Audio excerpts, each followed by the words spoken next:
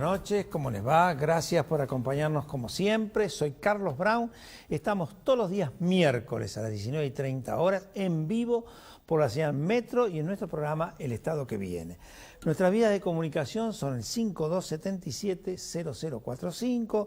Para dejar sus mensajes el 4832-3206 o el 155-020-7127. Nuestro correo electrónico, elestadoqueviene@elmetro.com.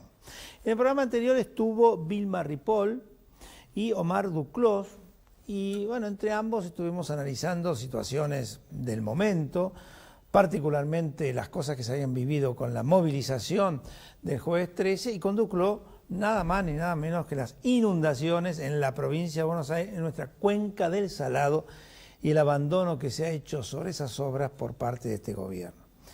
Y hoy hacemos algún pequeño análisis muy rápido vinculado con temas puntuales. Ayer fue una importante manifestación conmemorando los 39 años del asesinato de José Ignacio Rucci.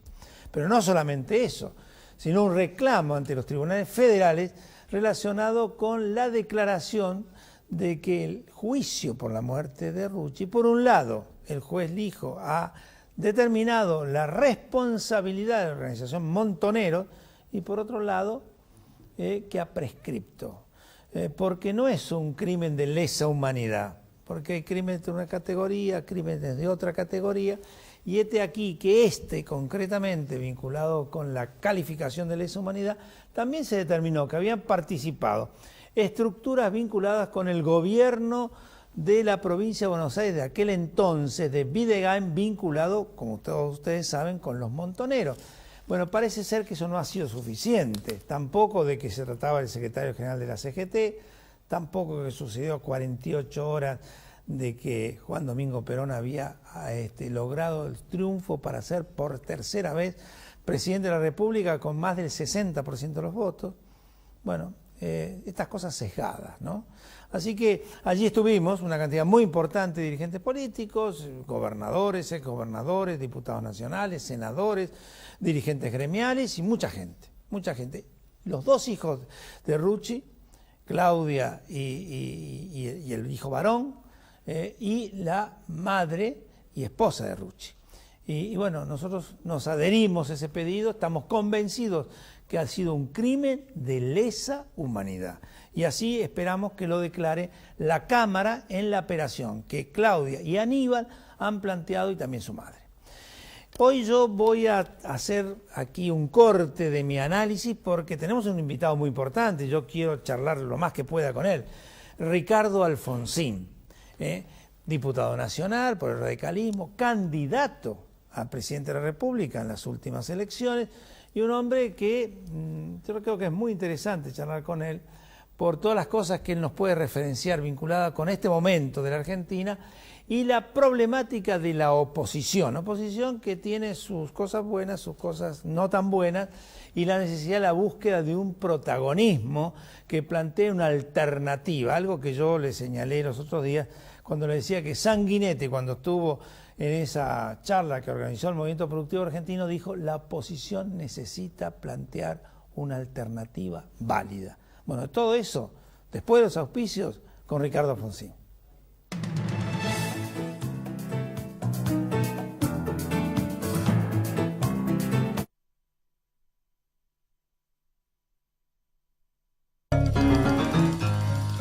La fuerza del campo está en el trabajo de su gente y la fuerza del trabajador está en la UATRE. Movimiento Productivo Argentino. Producir más, distribuir mejor. Hola, quería contarles que criar animales es una tarea muy dura en la que trabaja mucha gente. Hola, yo soy Cintia, la hija de Horacio, y me encargo que las condiciones de los animales sean las mejores. Somos muchos los argentinos que trabajamos en la cadena de carne vacuna. Por eso, con políticas a largo plazo, vamos a tener más carne. Instituto de Promoción de la Carne Vacuna Argentina. Cámbiate a Ospose Integral. Gana tu salud, ganas vos. Ospose Integral. Compromiso médico. El trabajo diario de miles de argentinos, sumado a la inversión constante en tecnologías de punta, hacen de la producción y exportación de cereales y productos oleaginosos la mayor fuente genuina de divisas, contribuyendo significativamente al crecimiento de nuestro país. Auspicia este programa LAN, el encanto de volar.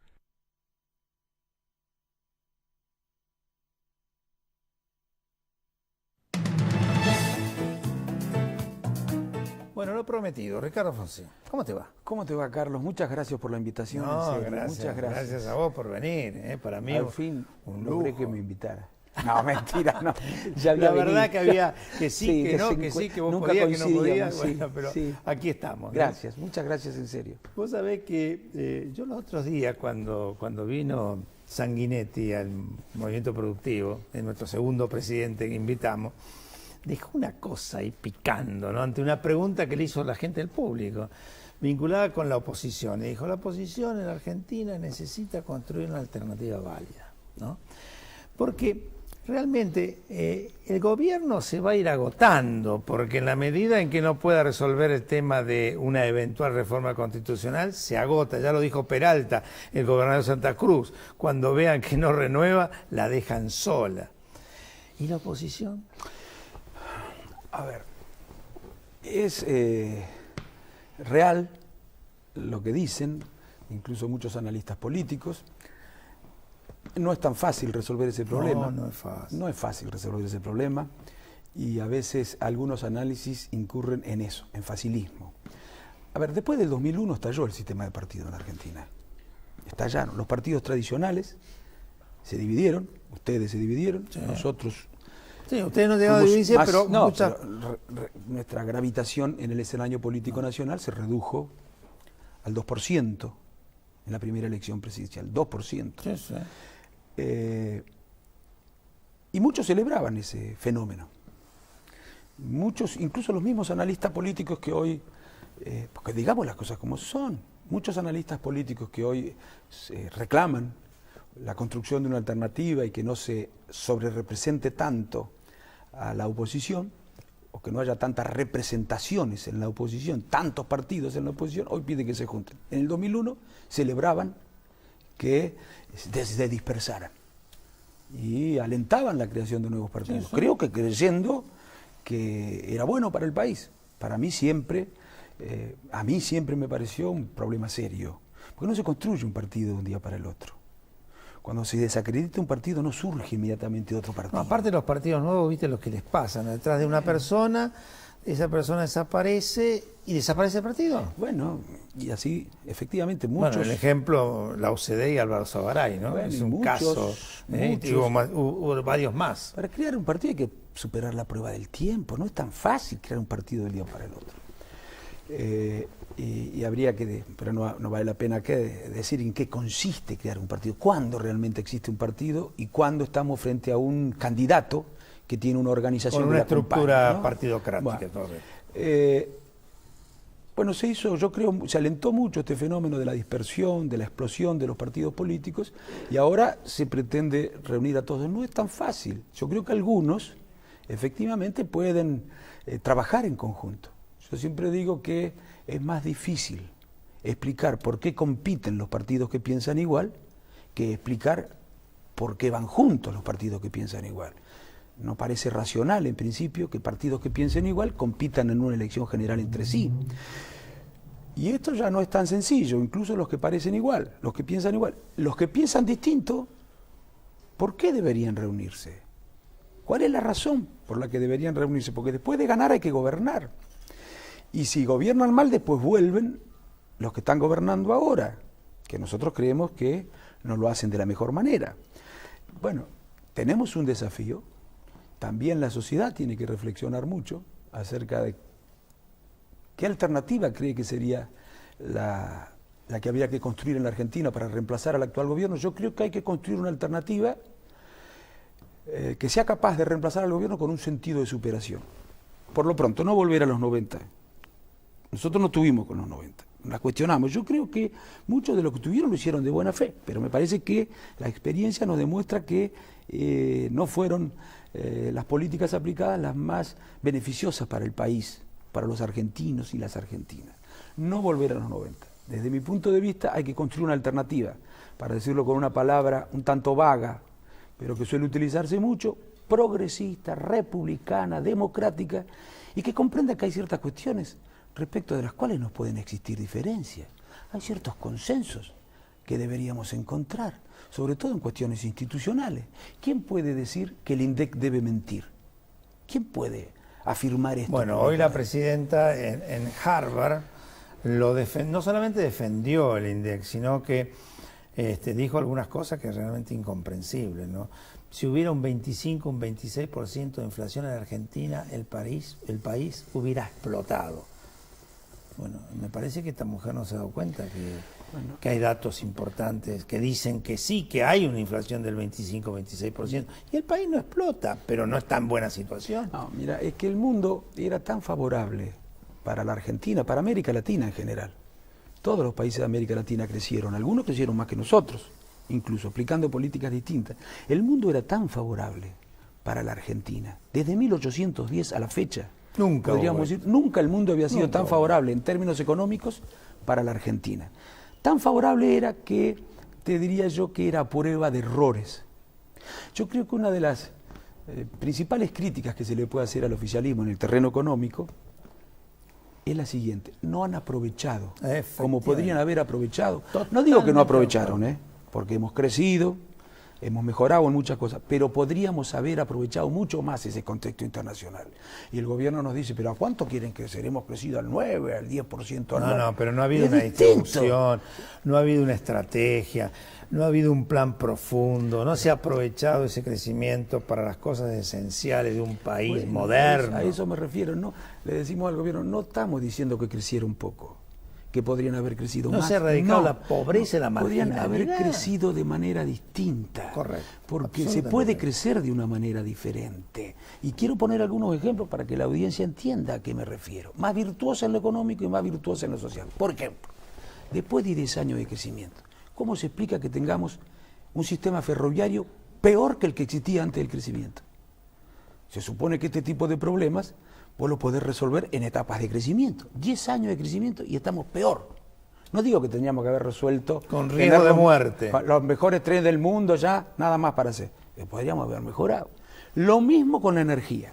¿Cómo puede ser que después de 10 años de crecimiento, con el precio del barril por las nubes, igual con el gas, produzcamos menos petróleo, menos gas que el que producíamos antes del crecimiento? Algunos dirán, bueno, ¿qué me importa? Lo compro. Exportábamos por 10.000, ahora importamos por 10.000 millones de dólares. Este año 12.000 millones de dólares probablemente. Ahora dicen, algunos dicen, pequeña diferencia, ¿no? Entre 10 y 10, bueno, 10 y 12, 22.000 millones de dólares de diferencia. Y bueno, y dicen, para mí, ¿no ves que no había cortes? Claro, no había cortes porque importábamos energía. Comprábamos energía afuera el año pasado por 9.370 millones de dólares. Y algunos dicen, bueno, ¿qué problema hay? La comprábamos acá. ¿Saben lo que significa comprarla acá?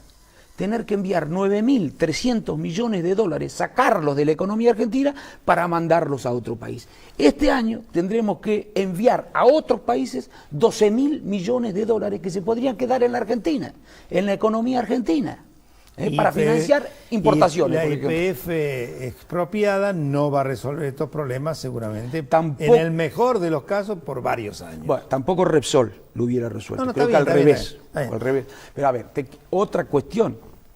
¿Sabes cuánto? La posesión de reservas es importante, porque si nosotros queremos industrializar al país, vamos a necesitar dólares, porque para industrializar al país tenemos que hacer algunas importaciones. La industria importa algunos insumos para producir acá. Y las reservas son muy importantes, la cantidad de divisas. Yo te cuento, mira, yo te lo digo a la audiencia como ciudadano. A ver, fíjate, todos los países de América Latina, o por lo menos Chile, Brasil, Uruguay, Colombia, Perú, Paraguay, del 2007 al 2011 aumentaron sus reservas arriba del 100%. Uruguay el 190%, arriba del 100%, 130, 120. ¿Sabes cuánto aumentamos nosotros las reservas desde el 2007 al 2011? 4 años de crecimiento, el 5%. Se fugaron. ¿Cuál es la contracara de la fuga? Esa plata que no es que se fue, tendría que estar en la economía argentina. En la economía argentina se fue. Bueno, y así podríamos seguir mencionando porque cosas que no se han el hecho. El relato mentiroso se vincula con todo esto, porque al establecerle para cuando compras afuera 10, 12 dólares el millón de BTU del gas, y a cuando lo haces acá $1.50, bueno, evidentemente ahí no puede haber inversión. Sí, pero además subsidiando a los que no necesitaban subsidios, porque hoy estuvo Kicillof y hablaba de los subsidios, la política de subsidios, y la defendía. Nosotros también la defendemos, pero para los sectores que necesitan ser subsidiados. No puede ser que vos subsidies los hoteles 5 estrellas, ni que subsidie los bancos o los casinos, y que se den cuenta de que esto estaba pasando después de 8 años. Después de 8 años. Pero en fin, otra cosa, fíjate vos, Carlos, la educación.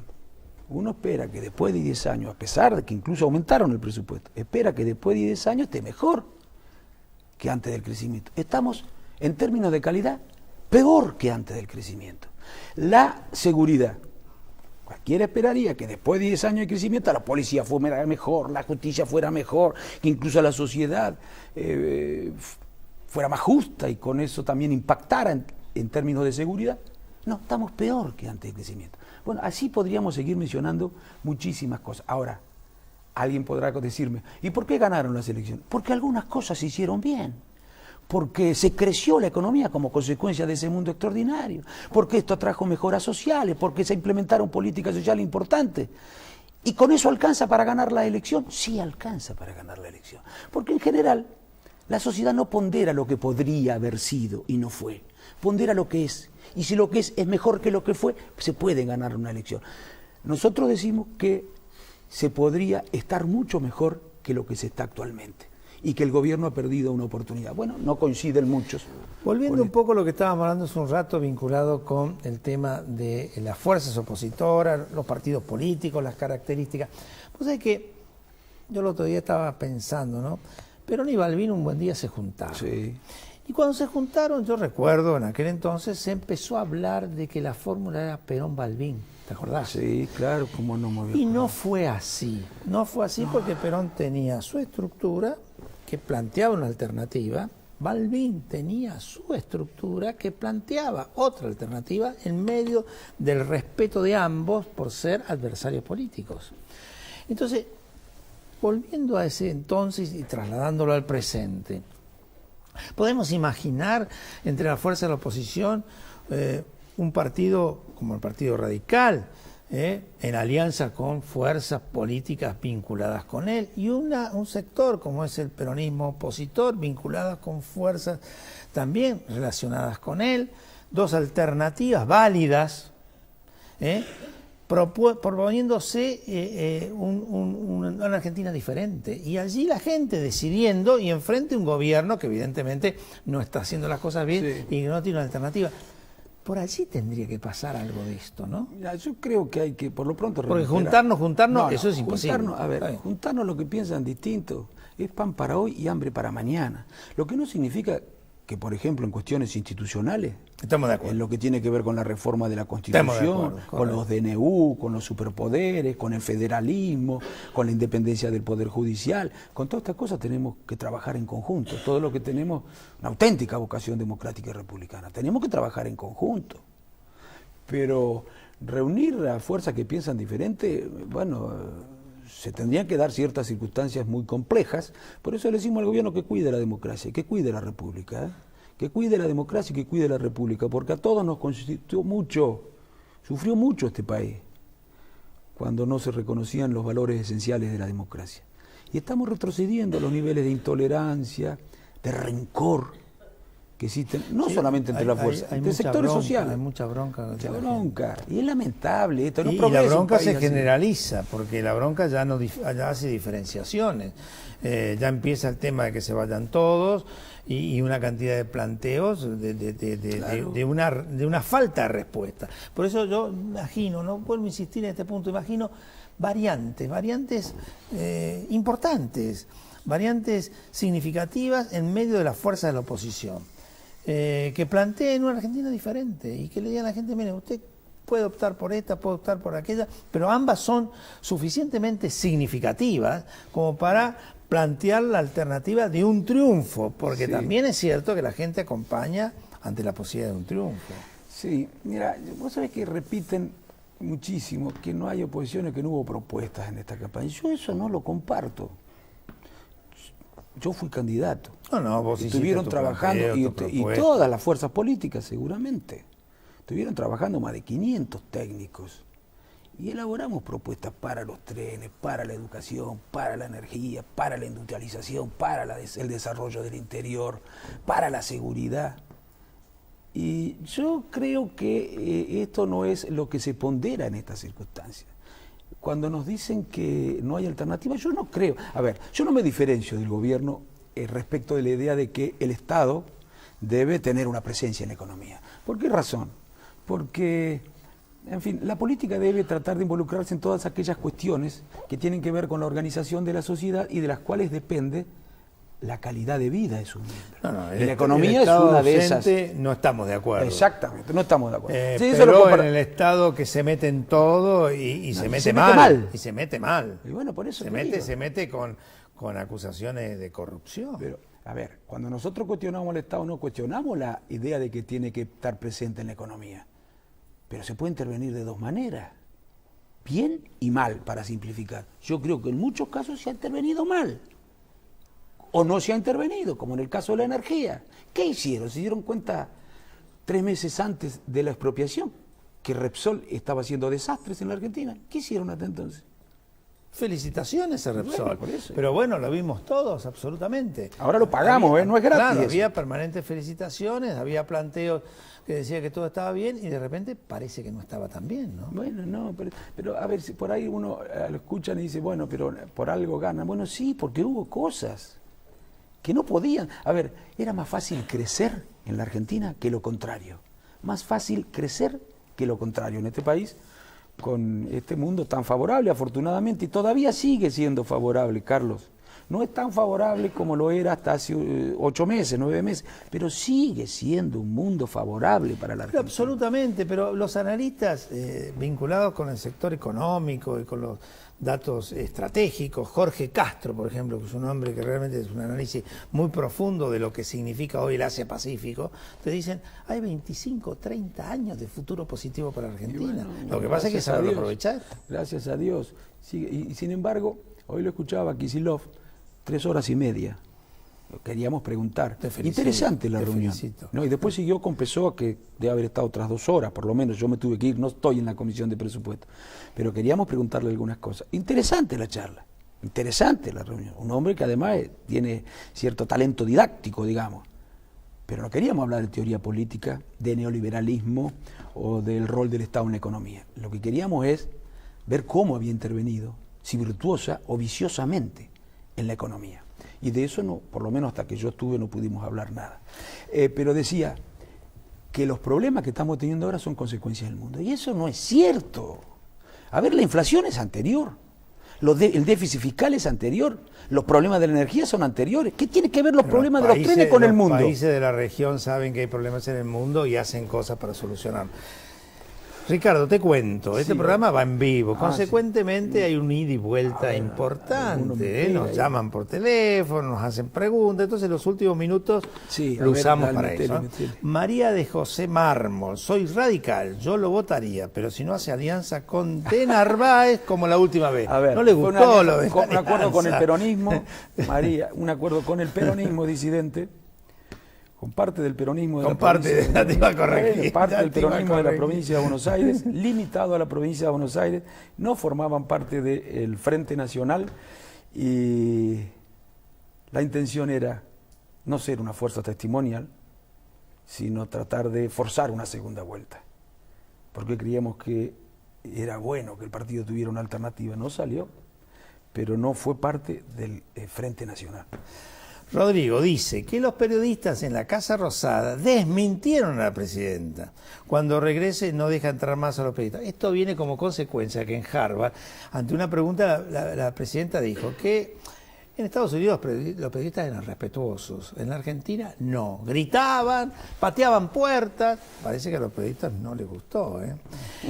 Nilda de Palermo, por favor, doctor Alfonsín, tiene que unirse la oposición porque dejan los diputados ¿por qué dejan los diputados que el gobierno y la presidenta sigan mintiendo? Bueno, no lo dejamos. ¿Qué podemos hacer nosotros? No, decimos nuestras cosas en el Cuando Parlamento. ellos dicen una cosa que desde nuestro punto de vista no se ajusta a la realidad, nosotros salimos a decir las cosas que creemos que se ajustan a la realidad.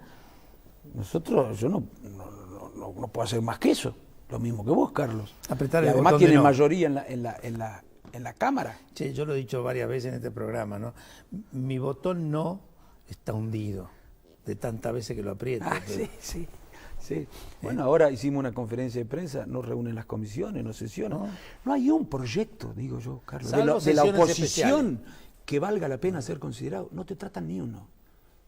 Hemos presentado este año 189 pedidos de informe, que es una manera de ejercer el control. No, los pedidos de informe te lo están parando a nivel asesores en este momento. Pascual de Ramos Mejía, lo de Rucci fue un doble asesinato. Matando a Rucci, mataron a Perón al mismo tiempo. Bueno, fue un golpe muy duro para Perón. Un horror. Lucrecia Quilmes, deberían hacer propuestas y menos críticas, si no vamos a tener a una Cristina eterna. Bueno, tenemos que señalar las cosas que están mal. Tenemos que señalar las cosas que están mal, que es una manera de decir que sobre esas cosas tenemos que trabajar.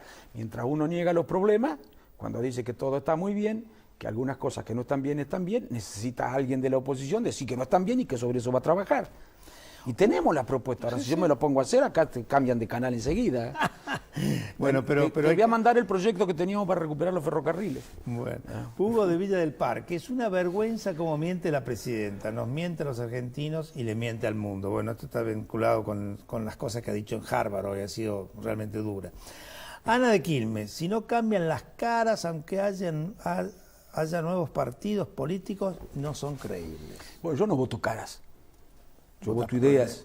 Ahora puede ser que algunos... De todas maneras, si de nuevo se trata, yo soy bastante nuevo. No le estoy diciendo que me voy a candidatear, pero yo soy bastante nuevo. El apellido mío tiene historia en la política. Yo soy bastante nuevo. Bueno, gracias a Dios, yo creo que sí. La verdad que sí, tu padre...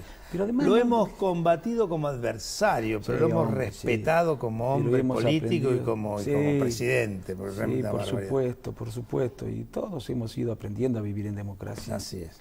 Cosa que parece que se nos olvidó, o se les olvidó. Sí. Bueno, Horacio de Floresta, hay que dividir a la provincia en 3 partes y vamos a solucionar muchos problemas. No estoy de acuerdo como bonaerense, vos tampoco estarás de acuerdo. Bueno. Sí, Ricardo, realmente muchísimas gracias. Gracias a vos, Carlos, en serio, muchísimas gracias. Y la verdad que la oposición tiene alternativas, tiene variantes, lo que pasa es que la tenemos que plantear con más fuerza todavía, me parece. Sí, es cierto, habrá que ver cómo hacemos para poder llegar más y que la sociedad también vote propuestas, no vote una cara linda nomás, o simpática. Muchísimas gracias. Gracias a vos. Y a todos ustedes los esperamos el miércoles que viene.